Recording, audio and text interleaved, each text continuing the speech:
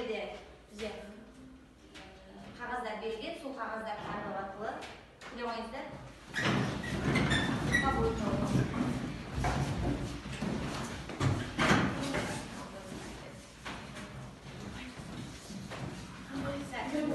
Сол топтың аты бойынша нобай және сәнгер.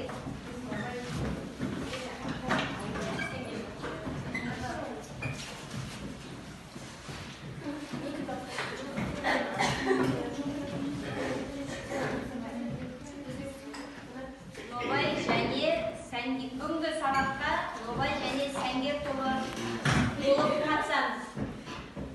Бүгінгі сабағымыздың тақырыбы нобай идеяны жүзеге асыру, материалдар және құрал-жабдықтарды дайындау болып табылады. Сабағымыздың мақсаты киім дизайнын дайындау, оларға арналған құрал-жабдықтарды реттеп, олардың қандай құрал-жабдықтар қажеттігін, олардың шығынын, материалдардың түрлерін анықтау болып табылады. Енді бүгінгі тақырып бойынша бір топқа бөліндік. Енді оқушылар миға шабуыл әдісі бойынша топтық жұмыс жасаймыз. Жалпы нобай дегеніміз не? Нобай дегеніміз қағаз бетіне салынған ізденісіз сурет. Ең алдымен жұмыс жасамас бұрын, кез келген жұмыс жасамас бұрын әрбір оқушы немесе әрбір маман иесі, сәнгерлер ең алдымен қағаз бетіне сол нобайдың алғашқы нұсқасын түсіріп алады. Сол алғашқы нұсқа арқылы, міне алдарыңызда берілген, алғашқы нұсқа арқылы ары қарай киімнің несі? Үлгісі шығады. Сол киімнің үлгісі арқылы біз ары қарай не істейміз? Сол киімге арналған материалдарды, керекті құрал-жабдықтарды іздейміз. Ең соңында сол киім бізде мынандай кәдімгі денеге қонымды киюге арналған киім болып табылады екен. Нобай әртүрлі болады. Сызықтық және сызбалар деп атауға болады. Олар көп жағдайда суретшінің қолымен жасалады екен. Суретшінің қолымен жасалады. Әрі қарай енді осы нобай тақырыбы бойынша біздер де өзіміз қазір аз ғана уақытқа бір-бірімізді сәнгер ретінде қарастырамыз. Бұл топтық жұмыс, яғни өзімізге ұнаған кітабымызда берілген үстімізге киюге арналған киімді естейміз, бейнелейміз. Сурет саламыз, бірееміз.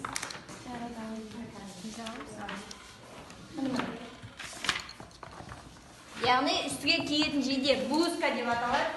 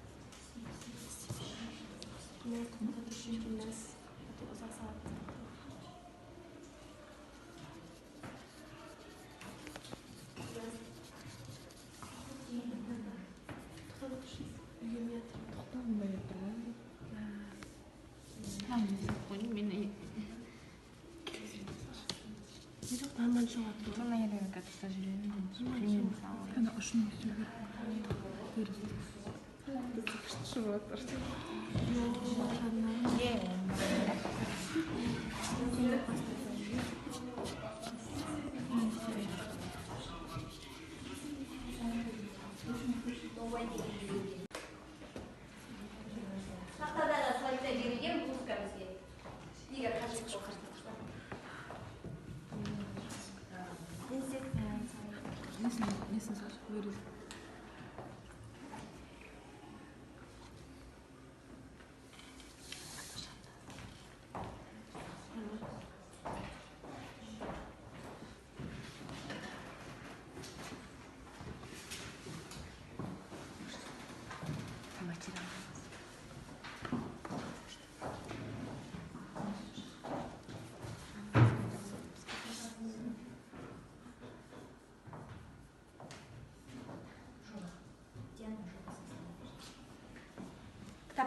емес міндетті түрде иә өзіңе ұнаған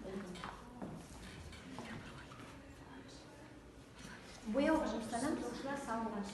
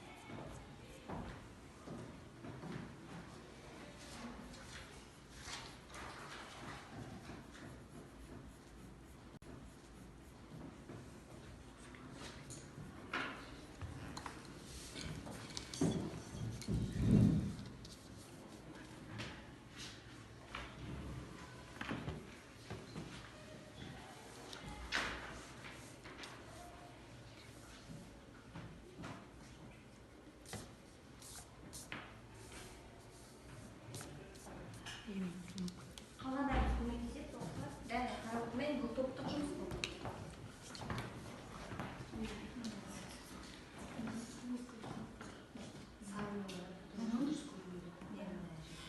бояндырады сары көрінбейді сол көрініп жүру сары бір жағын тоқап қойса дұрыс көрінеді қызыл болмасын дайын бұйымдарды бояндырады